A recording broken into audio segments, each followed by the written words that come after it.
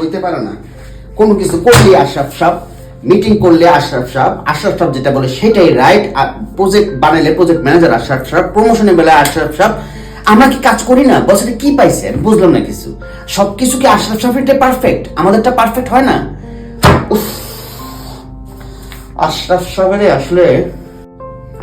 একটা ব্যবস্থা করতে হবে।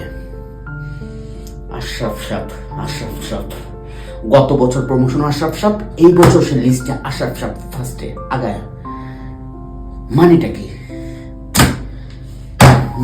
এটা তো হীনমন্যতার পরিচয়। একটা মানুষ তার যোগ্যতায় তার বসকে কনভিন্স করতে পারছে, এটা তার যোগ্যতা। কি বলো তুমি? তার মানে কি আমাদের যোগ্যতা নাই? আমি কোনো ফাইল যদি কারেকশন করি, সেই ফাইলের মধ্যে 100 ভুল ধরবে। আমি যদি কোনো একটা বাজেট দিই, সেই বাজেটটা পারফেক্ট হয় না। আমি যদি কোনো একটা থিম বলি, সেই থিমটাও হচ্ছে না। মানে আশরাফ সাহেব যেটা বলছে সেটাই পারফেক্ট হচ্ছে। কারণটা কি? আমাদের কোনো যোগ্যতা নাই? সব যোগ্যতা আশরাফ সাহেব একলাই করে নিছে।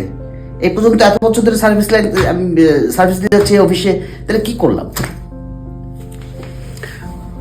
আশরাফ সাহেবের এমন ব্যবস্থা করব যাতে ও অফিসে আর করতে না পারে। তুই পাচ্ছিস না, অবশ্যই তোর কোথাও না কোথাও ব্যর্থতা আছে। বরঞ্চ তোর ব্যর্থতা কোথায় এটা আইডেন্টিফাই কর, নিজেকে বিল্ড আপ কর। কেউ যদি দৌড় রেসে তোর থেকে 2 হাত আগায় থাকে, তাকে পিছ থেকে টেনে ফার্স্ট হবি, এরকম মেন্টালিটি রাখাটা হীনমন্যতার পরিচয়। বরঞ্চ তোকে আরো অদম্য পরিশ্রমের মাধ্যমে নিজেকে আপগ্রেড করার মাধ্যমে তোর টার্গেট থাকতে হবে, ও আমার থেকে 2 হাত আগায় আছে, আমি আরো 3 হাত বেশি আগায় যাব, তাইলেই ফার্স্ট হতে পারবো। এটা মনুষ্যত্বতা। শিট, তোর দ্বারা আমি এরকম মেন্টালিটি চিন্তা করতে পারিনি। আসলে তুমি ঠিক বলেছ, মানুষ তার যোগ্যতায় আগায় যায়।